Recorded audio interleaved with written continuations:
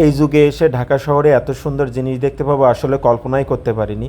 Hello বন্ধুরা, সবাই কেমন আছেন? আশা করছি সবাই ভালো আছেন। আজ আমরা যাচ্ছি বাসার জন্য কিছু কাঁচা বাজার করতে। রাতের বেলা আমরা বেরিয়েই পড়লাম। রাতের বেলা ঘুরতে আমাদের বেশ ভালোই লাগে। আর সোনামা তো বাজার যাওয়ার কথা বললেই তো রেডি, সেও গুছিয়ে বেরিয়ে যায়।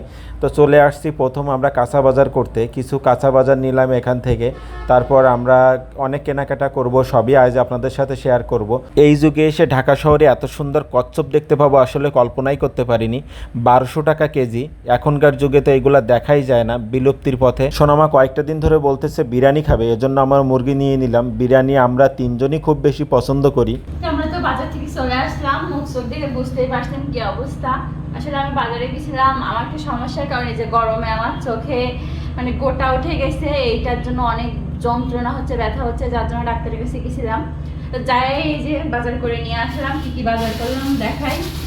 এখানে আছে প্যারা শোনানোর জন্য, আর এখানে আপেল আছে। আর কই আপেল আর মনে হয় বের করে ফেলছে। যাই হোক, ওর জন্য দুইটা ফল নেওয়া হয়েছে, একটা অলিভ অয়েল তেল নেওয়া হয়েছে। এটা হচ্ছে আমার মাথায় দেওয়ার জন্য, ছোটটা নিলাম। টমেটো নেওয়া হয়েছে, টমেটোগুলো সুন্দর আছে। আর এই যে সিজনের ফল আম। মেয়ে মানুষ তো আম ছাড়া আসলে বাজারে গেলে মানে লোল পড়ে আর কি, যেটা বলে বাংলা ভাষায়। এখানে আম নিলাম আমরা হাফ কেজি।